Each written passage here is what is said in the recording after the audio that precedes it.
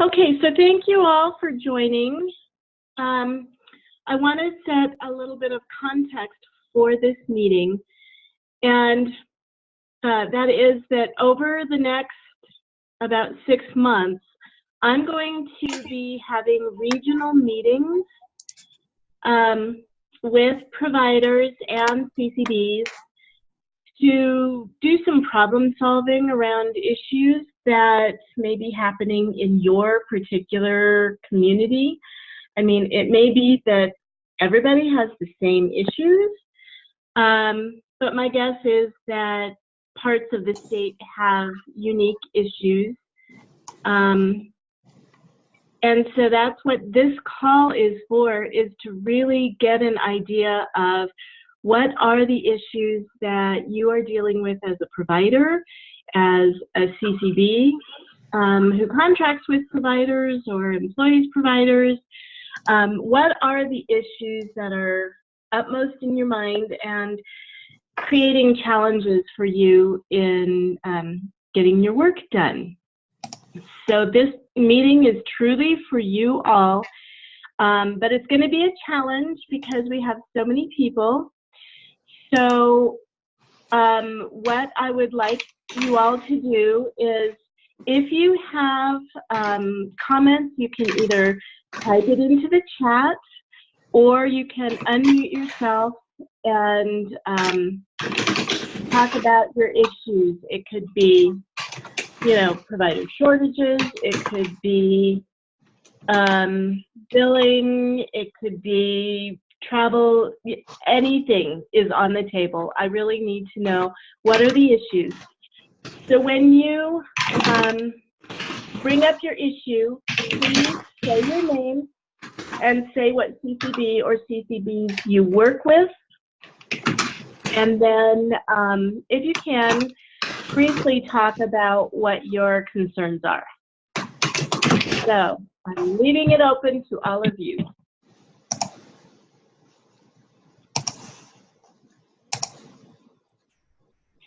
Who wants to start?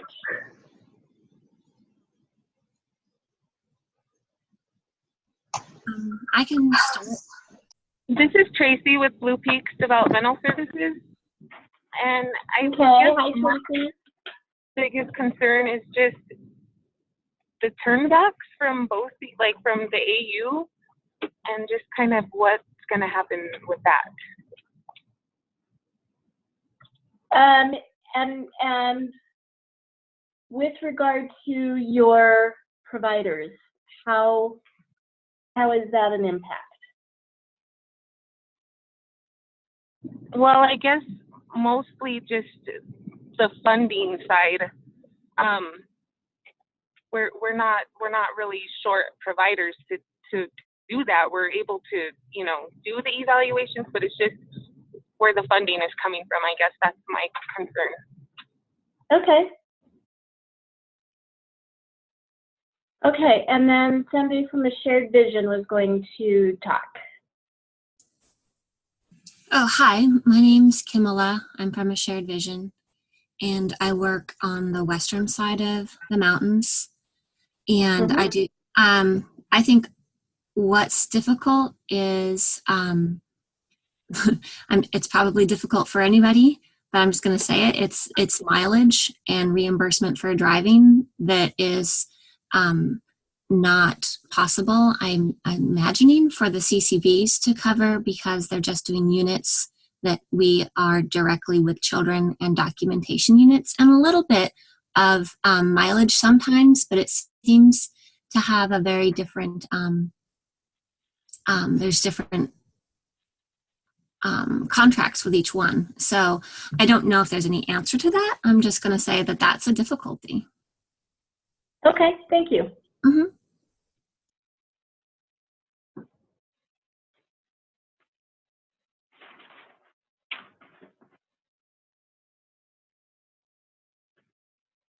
Oh, come on, I know there's other issues out there.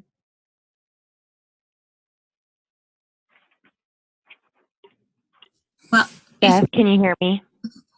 Yes. Who is this? Hi, it's Laura up at Foothills Gateway. Okay, hi, Laura. I did type this in the chat, but I think one of the biggest concerns that we have is that the requirements around billing Medicaid do not match what we have been working so hard with Go For It and the EI philosophies, and it's causing us to provide a more medical model of service because of the requirements around accessing the funding hierarchy. Okay, and PARS for SLPs.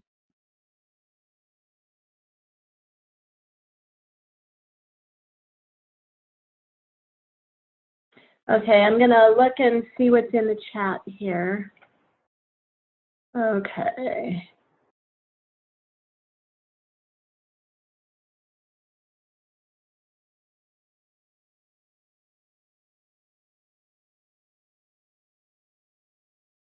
Okay, so Medicaid billing and how, yeah, from Laura. Okay, agree with Laura. Medicaid billing versus EI and the coaching model. Yeah, I mean, I will agree with all of you on that, the challenge of the disconnect between Medicaid and the EI philosophy. So that will be something that we will be talking about when I come around and meet with everybody. Hi, Beth. This is Darcy Peacock. Hi, Darcy. I just wanted to jump in and say one of our challenges is, as you are well aware, just the different requirements and processes that each CCB has for billing, and that it's really a manual process that's different for each CCB. Okay. And is this primarily in the metro area? Metro and north. Okay. And John Katie is seconding that. Let's see.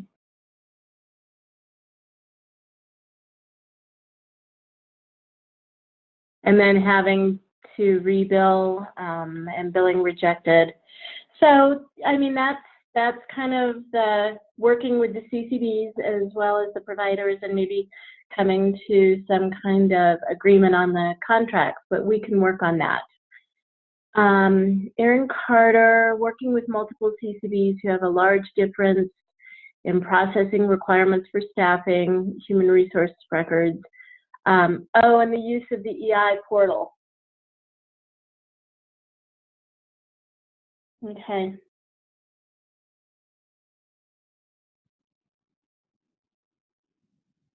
Beth, this is Darcy again. I just wanted to jump in really quick about that comment with the Medicaid billing and just not necessarily meshing with the EI model. I understand where that feedback's coming from, but I disagree. I think they can work really well together. And so I think a lot of it is education and making sure that providers who are billing Medicaid sort of understand the differences and how they do work really well together, because they're not really conflicting systems. I think they can mesh really well together. And part of that is just education and figuring it out. Yeah.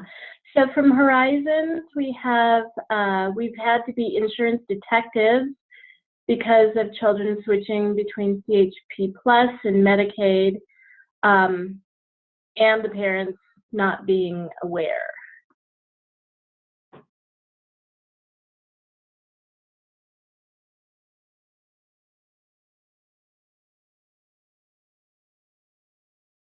Are others also finding that? Yep, Jennifer Cutts. Okay, Petra, did you have a comment? No, I did not. Okay. What other issues?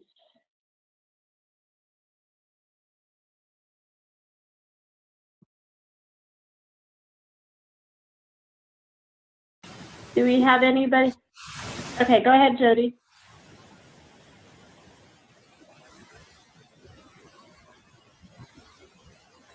Jody, did you have a comment?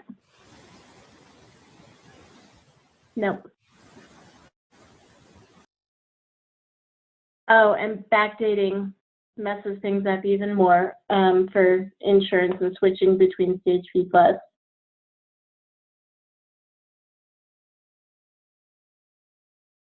Okay, do we have anybody from the Eastern Plains?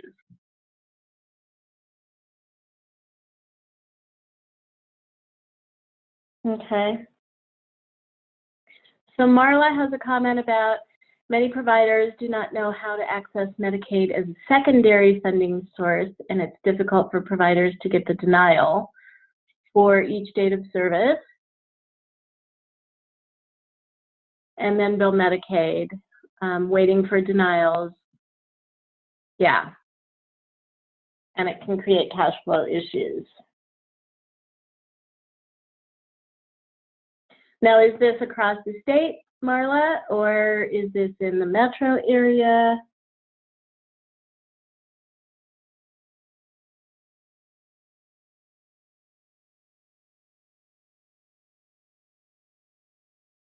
Providers are, okay, no-shows and cancellations. Okay. And, okay, so for Jody,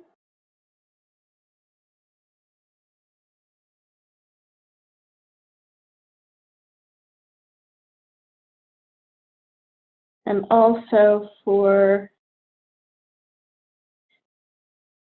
Strive.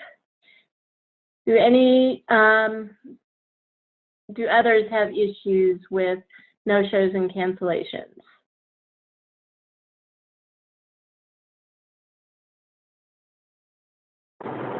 This is Tracy with Blue Peaks. We also at Blue Peaks, we are trying to manage that issue as well. So it's been a concern. Okay. It's you know, providers get pretty upset when we're not able to pay those, but we have to put in our contracts, you know, to like 2 per family. But I'd like to hear what other places are doing in regards to that. Okay. Beth, this is Carolyn Armstrong. Okay. Hi, Carolyn. Yeah, and regarding this is from Imagine. Regarding no-shows, we don't get any reimbursement for no-shows and cancellations. Okay. And while I have your attention, I was just saying that I would like to say that I think that there's just a little bit of an issue with babies that have torticollis. And there's some really, really strong research that's just come out saying that the earlier that these kids get started, the less physical therapy that they need. You know, just having a little bit of trouble getting those kids started before they get into that zone where the treatment is more involved and has to go on a lot longer. So, but just like to say, I would like to see if there's sort of an emergency situation for certain diagnoses that we can get started as early as possible. Okay. So that's it. Okay.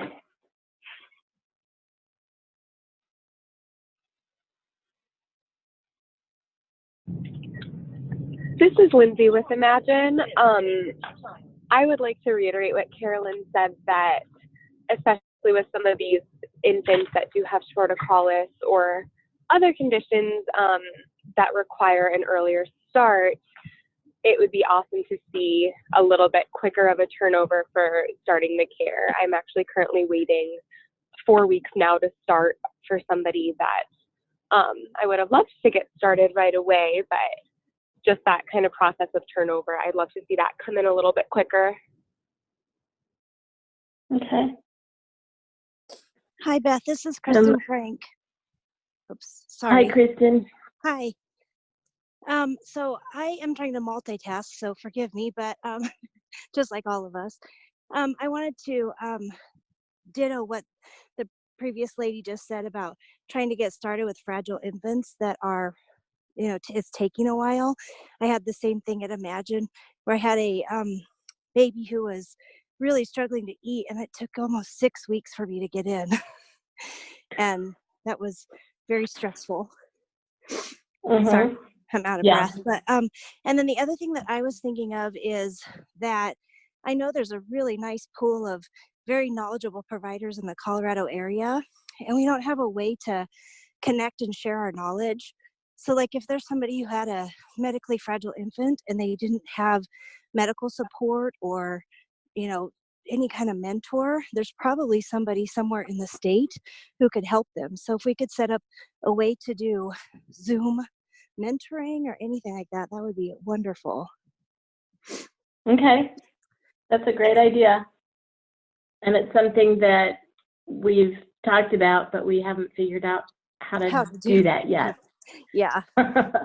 Yes, I agree. So yeah, if you all, you know, when I come around and meet with you individually, you know, in your area, if we can come up with some ideas of how to connect providers across the state, that would be fabulous to have more ideas and thoughts about how best to do that.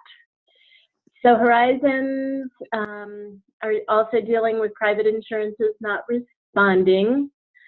And also not knowing which insurance to bill when Medicaid is secondary and the parents say their primary should pay for EI. Okay. Hey, Beth, this is Angela with Children Matter. Can you hear me? Yep.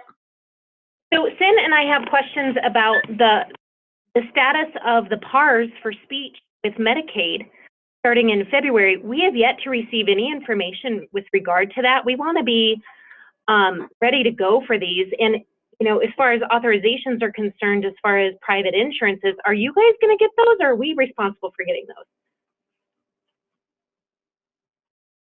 those? For the insurance? Yes. I'm not sure I understand your question, Angela. Sure. So when is the state of Colorado going to provide information to contractors with regard to the SLP PAR requirement starting February 1st? They are still sending us an old Colorado Medicaid billing manual from June of 2018 that is not providing us guidance with regard to this new PAR. And then my secondary question is, if we are required to start billing these primary insurances, are the CCBs going to get these prior auths started for us, or are we having to do that? And then how does that, you know, roll into this 28-day timeline? Okay.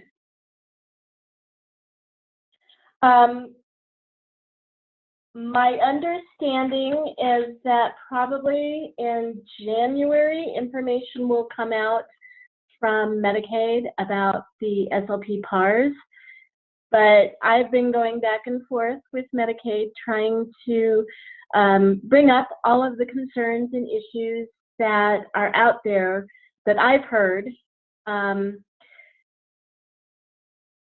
And I know they're working on it, but I don't know exactly what their timeline is for communicating information to providers.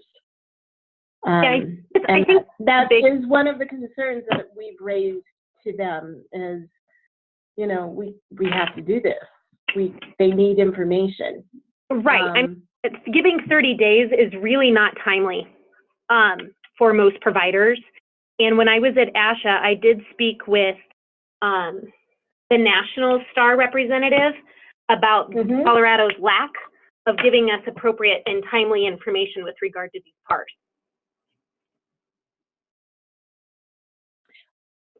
You know, I'm with you, but that's another agency, and we can only forward information as we get it. And then do our best to support providers through the process as much as possible. And Trivian has been going back and forth quite a bit with Alex around our concerns and our issues for the speech PAR. But in terms of having to get the PAR, that's going to be up to the providers to get the PAR.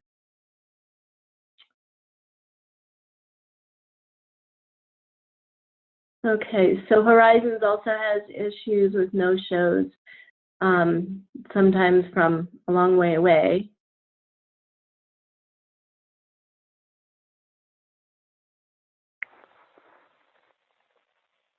Okay, so John Katie, CCBs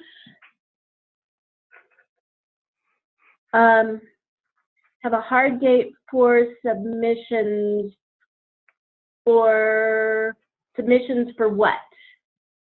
I'm assuming that's billing, but then they'll go back and audit for a time before, saying that it was misbilled. We didn't have notification of proper billing before, and billed the CCB. And so if the date to get things right is so absolute on our end, the same protection should go both ways. If we bill the CCB and been paid, it does not seem fair to audit back more than a year and say we are culpable for insurance confusion. And that goes back to pulling CCBs and providers together and kind of figuring out some of these processes so that they work for everybody. From Aaron Carter, rigid service delivery frequency statements in IFSC don't allow for a therapist, family accommodations. Many of the families we serve are in crisis mode often, and being able to accommodate their fluctuating stability is difficult within the confines of the IFSC frequency language. Okay.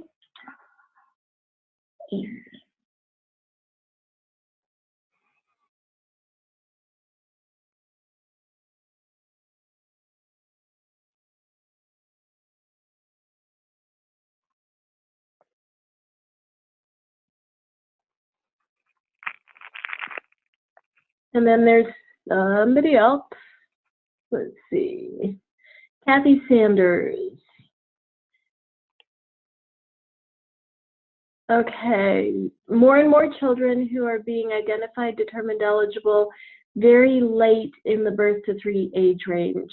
Not sure if there's a systemic reason for this or if it's just a random pattern that we are seeing. I don't know, but we can check it out. Is this mostly in the metro area, Kathy?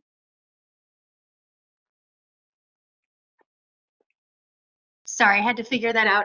Yes, we are mostly in the Metro Denver area. Okay.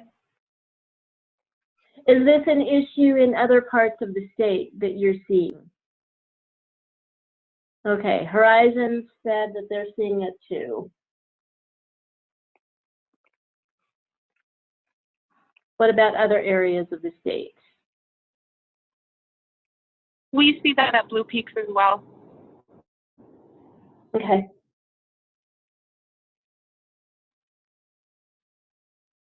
Okay.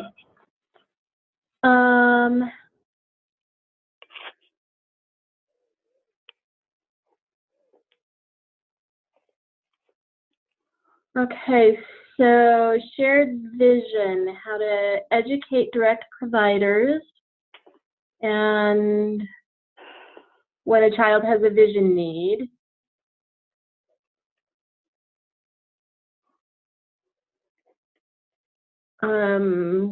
Okay, so you're talking about educating other providers, okay?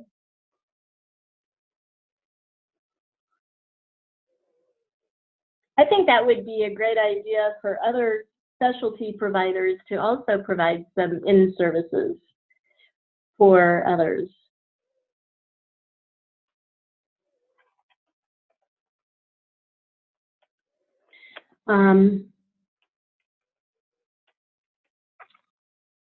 What EI vision looks like in 0 to 3.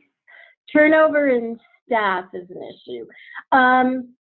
So whoever is typing from a shared vision, staff turnover, is that in the metro area? Is it in the Western Slope? Is it all over?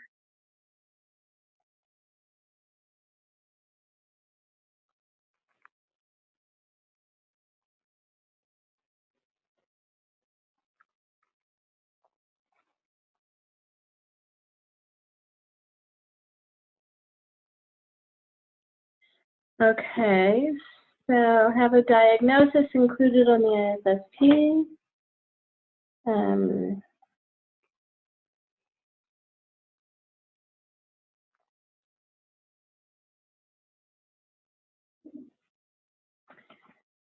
Okay, let's see, Horizons.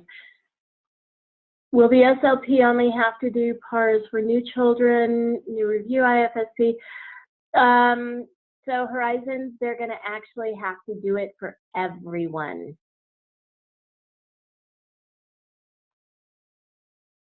As of February. And I don't know if they're going to start February 1st. All I know is sometime in February. Yes, fiscal year. So Beth, this is Tracy. In regards to the speech PARS, will we have to do them like on kiddos that we already have existing as well? Or yes. Just new? Okay. You will have to do them on all of your kids who have Medicaid who are receiving speech therapy. Okay. Okay, so with a denial in Unicorn, less flexibility to serve children using state funds. Okay.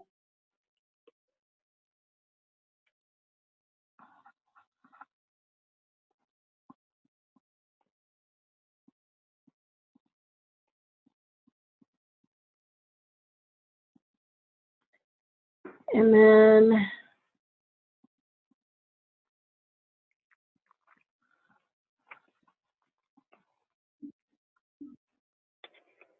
does the IFSP still act as a script in order to obtain the PAR? That is one of the questions that we have put out there for Medicaid, and we haven't gotten a firm answer yet. I mean, it still is being accepted for OT and PT PARS, but for speech PARS, we don't know what documentation is going to be needed.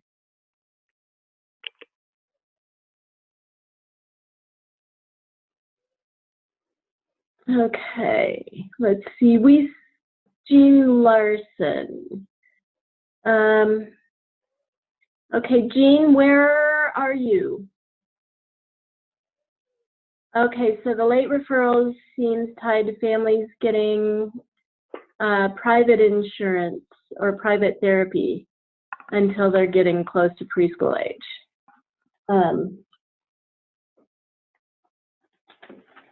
Okay.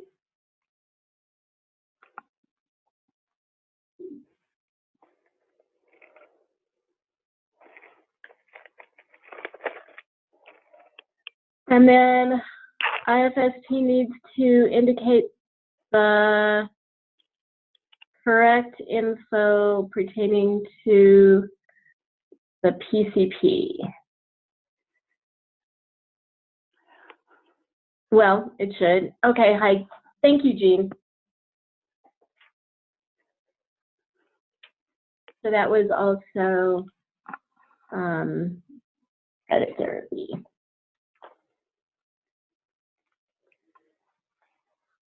Okay. What other issues are out there? Steve Lindauer here with the Shared Vision. Hi.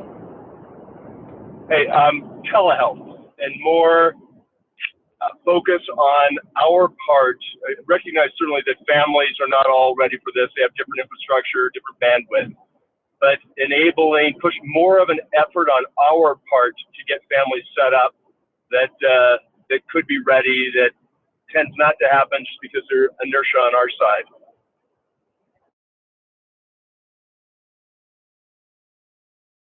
So would that be better public awareness with families? Would that be coming from the service coordinators? What are your thoughts? Well, so one is to make sure that it gets on all the IFSPs whenever possible. This should not be something that we have to come back and ask for a separate setup, since it's considered to be equivalent to a home visit. one, but also then a little bit of more comfort level, perhaps by the service coordinators to help introduce the concept, support the concept, work with the families, the caregivers so that they're ready. And then that would allow us as providers to be able to jump in perhaps a little bit more easily. Okay. And would you see this as statewide, or are there particular areas that are, I guess, not as open to the idea of telehealth in your experience? Sure. So from setting bandwidth and access to internet aside, I think it's a statewide issue that we have. One of our earlier people on there, Kimla, spoke. She's been working on the Western Slope and has been very successful in working with around Grand Junction, some of the other areas, Montrose Delta. There seems to be a little bit more of a hesitance around the Denver metro area, even though it's as important, particularly as we move into seasons like this where weather can be bad, people can be have a cold, it's not as appropriate for people to go into the homes. So it's a statewide issue. Okay. Thank you. What else? Can you hear me? My name's Christina.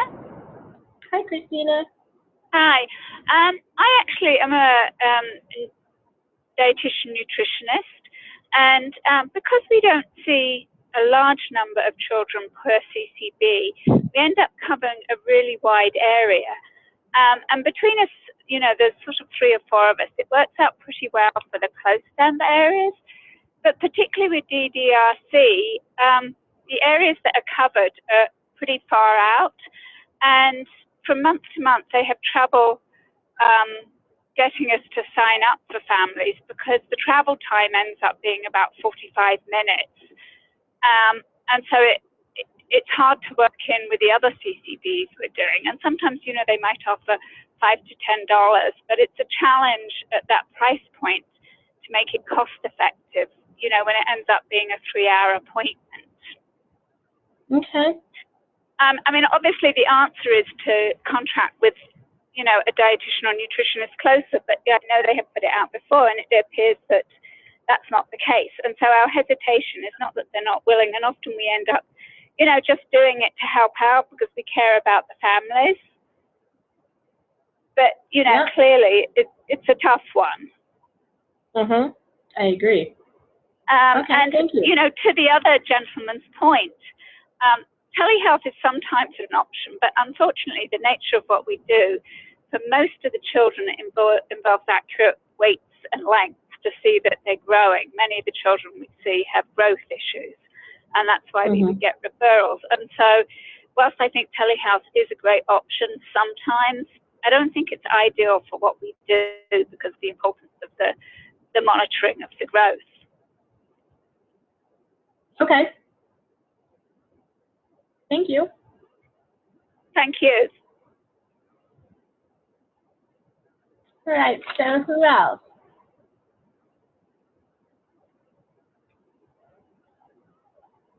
And are there particular issues for, like Christina was mentioning, because DDRC has such a vast area, it can be a lot of trouble. I know the Eastern Plains folks drive a lot. Up at Horizons, I know you mentioned people drive a long time and sometimes have no-shows. And I think some of those issues are more regional, but I'm sure that even in the metro area, there's probably times or times of day when they could spend a long time on the road and get to the family's home and there's a no-show. So I think it's probably not unique to the CCB areas that have more distance, but I think that the solutions we come up with will probably be more tailored to the areas. Yeah, Christina again. Without a doubt, the Denver metro area, the traffic has got worse and worse. And without a doubt, yes, that can be an issue when families want a 4:30 appointment. And if it's a no-show, yes, it's pretty disastrous. I have wondered about whether the service coordinators, you know, when they do their initials, make a point of explaining that we are only paid for our visits, or whether that's up to us and that's something I need to revisit. It can be a tough conversation, you know, sort of saying it's really, really important that you're here because, you know, we can't bill if you know, for more than one unit if we arrive and you're not here. Right. So I think it's helpful for the service coordinators to have that initial conversation on our behalf. Okay.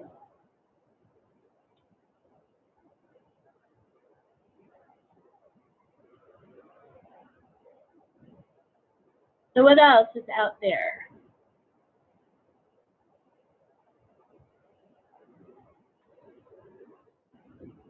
Hi, this is Asya Rudikoff. Can you hear me, Beth? Yep. Hi, Asya. Hi there. So I just wanted to share some feedback that I know we're having some difficulty with, and it revolves around the length of the annual IFSP reviews for our providers. So I think the biggest challenge that we're having is we absolutely recognize the importance of touching base and being part of the family assessment and looking at those global outcomes and having that opportunity to discuss progress and goals with the family.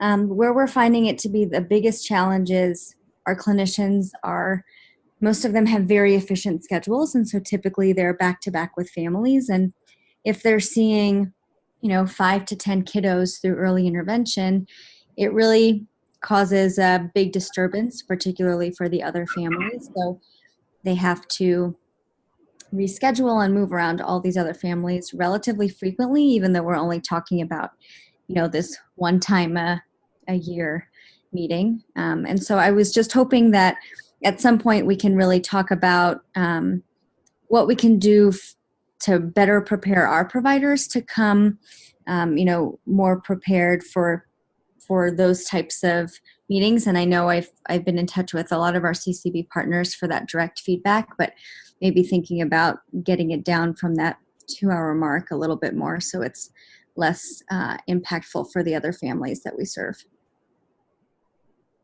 Okay.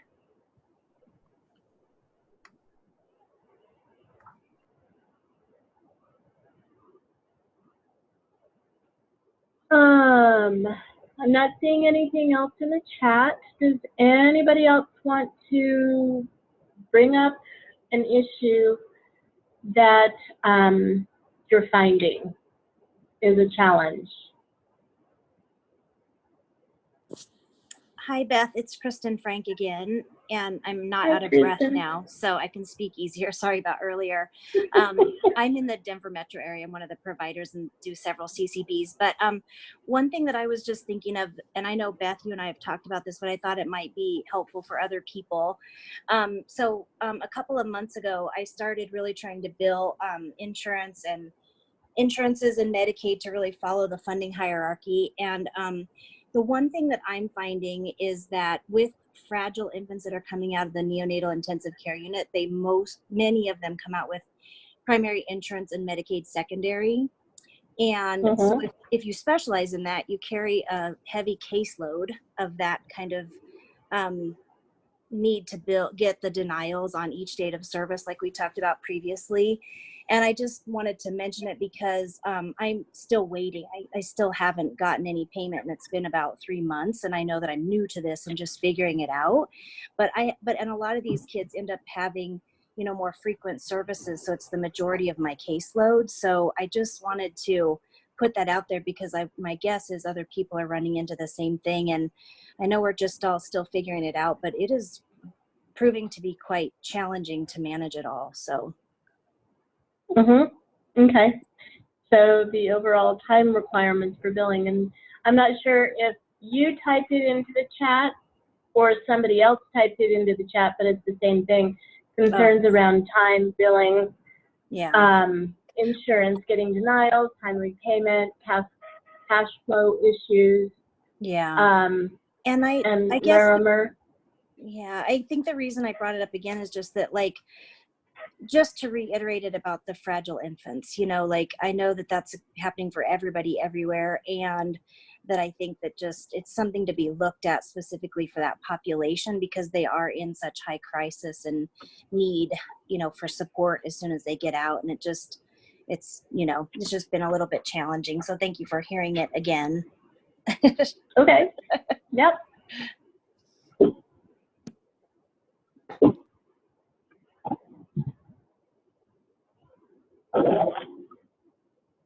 So are there other thoughts? I mean, this is Christina again.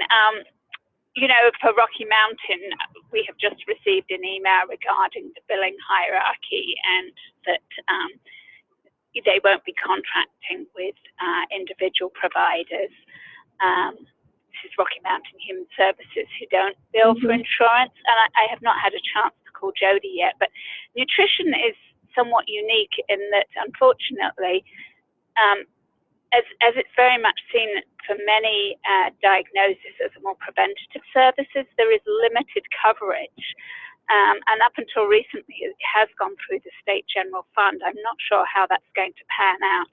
But again, if we have to bill the insurance, I suspect there'll be a huge number of denials, because I know they follow the Medicaid codes, and nutrition isn't approved for Medicaid in Colorado. One of the states doesn't cover nutrition. Do you have any idea how that's going to play out? I do not, but what I do know is if you get a denial from the insurance company, then you can bill state.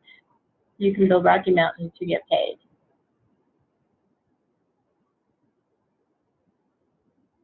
Okay. But there again is that time issue. Well, that is a big challenge, because with the current model with individual providers, you know, we weren't set up to do that. And obviously, if you're in a practice, it's way more efficient because you have a person doing that, and that's their expertise, and that's what they do. So I think that this is going to be a real challenge, because if the time issue eats into your bottom line, is it feasible, you know, to spend 20 minutes, half an hour trying to get compensation for an hour's visit? I don't know how it's going to play out. Yeah. Suggestion, is it possible to be paid for services rendered by the CCB and have funds returned to the CCB after payment is received by private insurance to keep the cash flow going? Yeah, it's not possible to work for free. When are we supposed to be asked to bill for private insurance? Some CCBs are already asking to do this now. Right now, from the state, we are saying that we expect providers to bill Medicaid, but part of the Medicaid process is if a family has private insurance primary, you need to get a denial from that before you can bill Medicaid secondary. And that is our focus at this point in time. So CCBs who are asking for that, that is CCB. That's on the CCB. We are not focusing on that right now. Private insurance, not primary or secondary.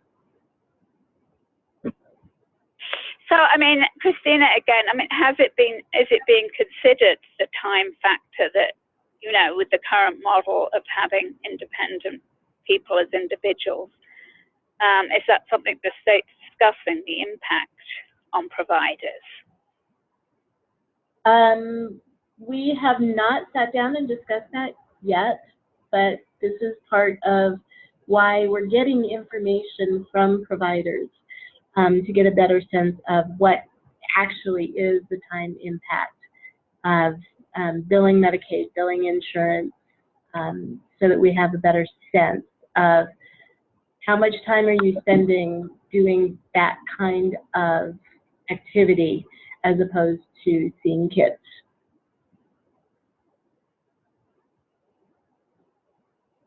Yeah, I think it's a pretty significant time impact. Okay. I do too. This is Kristen again. I'm finding it's a lot of time. Any of you who are billing private insurance, if you can please send me examples of how long it's taking, that would be really helpful. Because part of what I'm hoping to do is also work directly with insurance companies to see if maybe we can help them streamline the process so that it isn't as much of a time impact.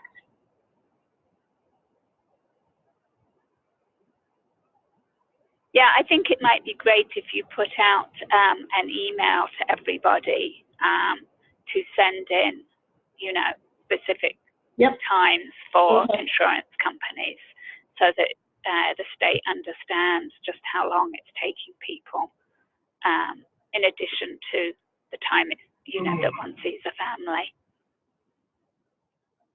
Okay. So that, you know, again, it can be objective information. Right.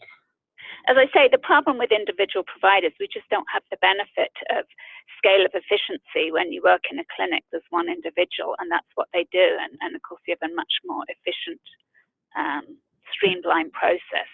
But it's hard to do that when you're a single individual. Right. Beth, it's Kristen again. I just wanted to get clarification on something that you said just a second ago about that it's not the state requiring insurance billing, but the effort is on Medicaid. And I just wanted to get clarification on what is the stance for those kiddos that have primary insurance, Medicaid secondary. Is the state currently asking us to access the primary to get to the Medicaid at this point, or is that coming from the CCBs? No, that actually is a Medicaid requirement, and that's part of accessing Medicaid, is you have to bill the primary insurance first and get a denial. Right. So even though the state is not requiring us to bill insurance, they actually are in those situations because of the Medicaid requirement. So yes, in those situations, yes. Yeah. Okay. So I'm going to schedule site visits. I will be in contact by email. And based on the information I've gotten, I will probably start with the metro area just because we're kind of in that iffy weather time of year. And I will probably have a couple gatherings here in the metro area.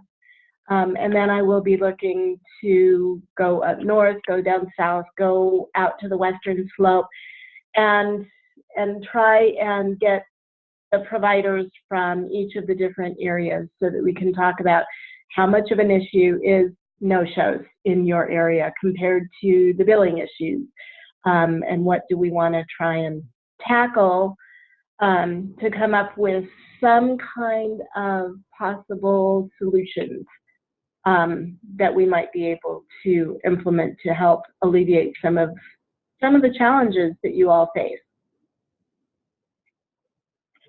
But my first visits or gatherings will probably be in January.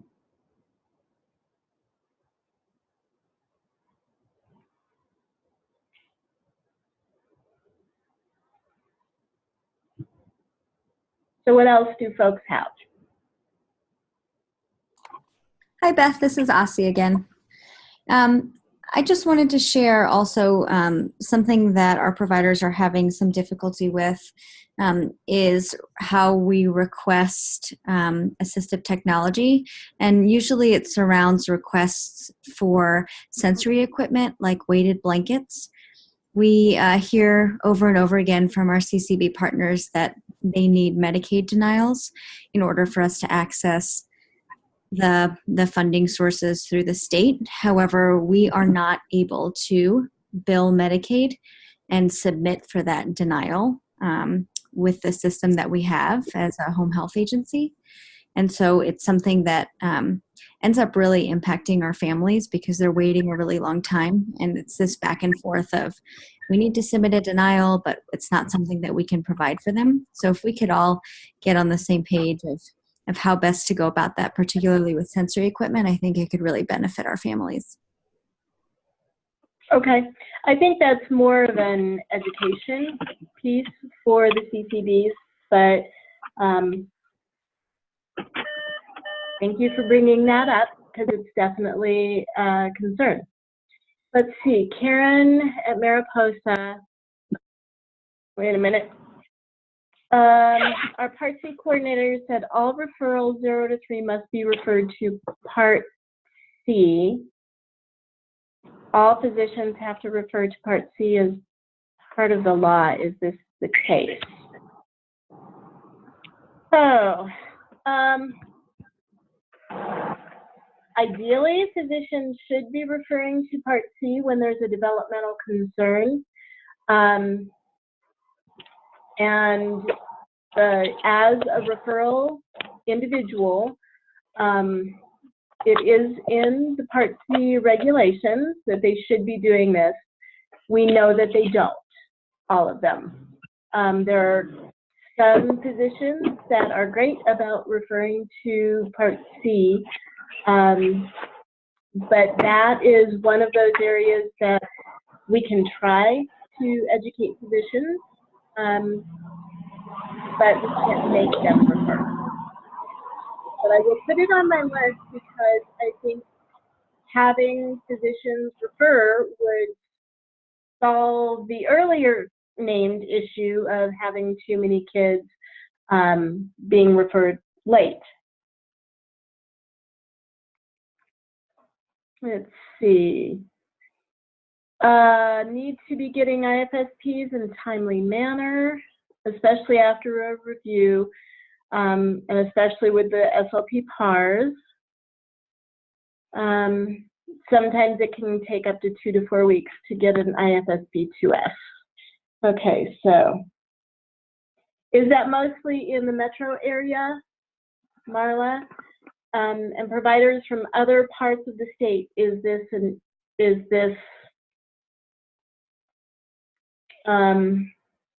okay, so just a few CCBs. Maybe you can send me the private list, Marla, of those issues, of those CCBs. And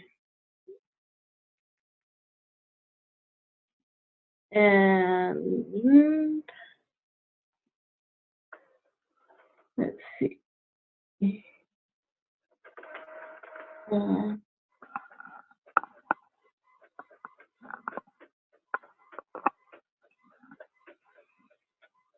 Okay. So Cynthia, you said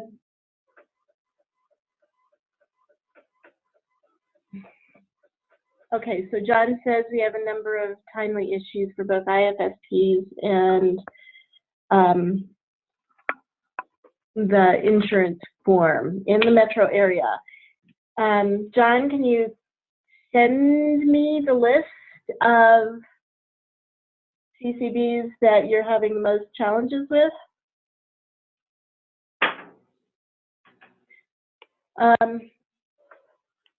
We receive IFSPs that we'd like in southern Colorado as well, later than we'd like. Okay. So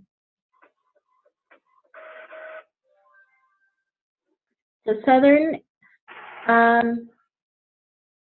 so we have metro area and we have southern Colorado. Are there other parts of the state where getting IFSPs in a timely fashion is a concern?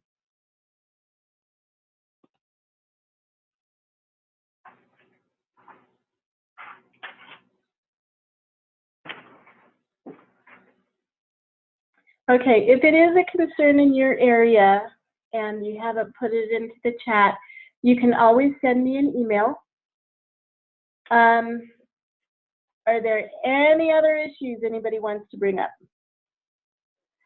This is Christina Stanley again, the dietitian nutritionist. Another issue that has come up, oh gosh, with, it's a limited number of families, but sometimes we deal with quite complex feeding issues where families see a GI, maybe once every 3 or 4 months. But what happens in the interim is, we need to make recommendations on changing a formula because it's just not working for the family. And I know sometimes they go to children's, they see the physician, it seems like, 10-minute appointment. And sometimes the actual issues don't seem to be fully shared. And then, of course, when we're in the home, parents have a lot longer to really hash out what's going on. But what ends up happening is we have to spend a lot of time trying to get in touch with physicians and calling the nurse, who then has to contact the physician. And often it takes, another additional hour or so, multiple hours in complex cases. And I know that when I've talked to the service coordinators before, they've said, oh, can you try and do it in your therapy time? Unfortunately, as you all know, trying to get to talk to a doctor when you wish to speak to them is really impossible. So it ends up always being, sort of outside that time. And I don't know if any time is factored in our compensation for that, for what I call teaming, because, in some cases, just seeing a family in isolation is not best practice. Right. Yeah. And that kind of goes to a comment on the phone, pay reimbursement rate for providers. With costs rising to run businesses, but no increase in pay rate, makes it difficult. Plus, they're asking us to do more. Yeah, I know. Yep. But I think it's important that you, in your situation, document what it takes to do the job properly, and that is one of the things. Just seeing a family without any teaming, as I say, is not always in the best interest. So I don't know if they factor that in. I think for some therapies you may be able to do it. Maybe in a situation where you're working on speech alone, you don't need that liaison. But often when you're dealing with formulas and quite complex children, there is a need to liaise with medical staff, especially. Erin Carter put in the chat that specialty care has a new nurse care management email line, or they send their communication orders to reduce the time playing phone tag, and that's more efficient. Yeah. So it sounds like that's an issue that at least some physician practices are trying to, help the issues. So Erin, is that one particular physician practice? Is it a hospital? Do you know if this is many physicians who are doing this? Is the specialty care nurse management email line through Medicaid?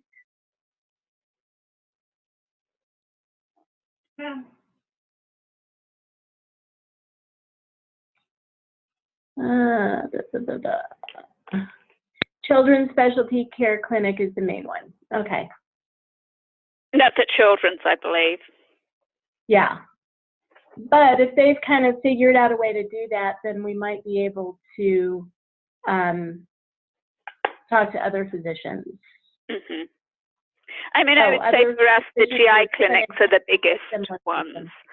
And of course, primary care, but a lot of times they're seeing the GI, and again, things change between their appointments. Okay. But that sounds like something we can maybe work with Children's on to even make it more efficient and helpful for everyone. Thank you.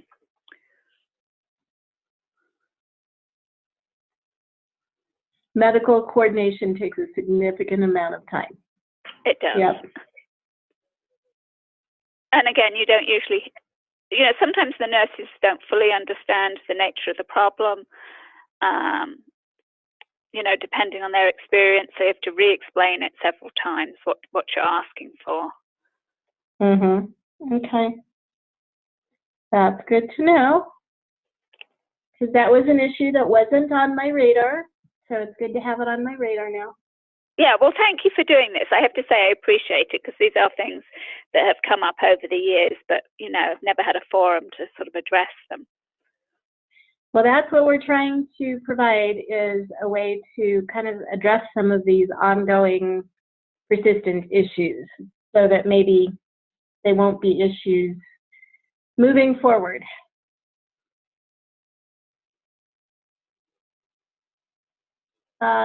Anything else?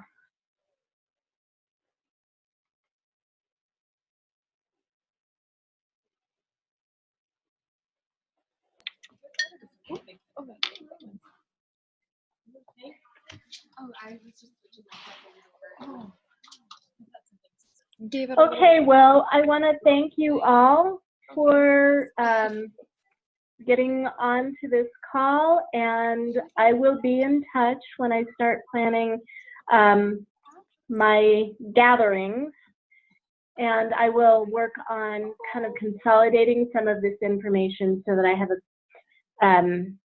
a more firm agenda when we meet the next time, so we can actually start digging into how do we start trying to solve some of these issues. So thank you, everyone.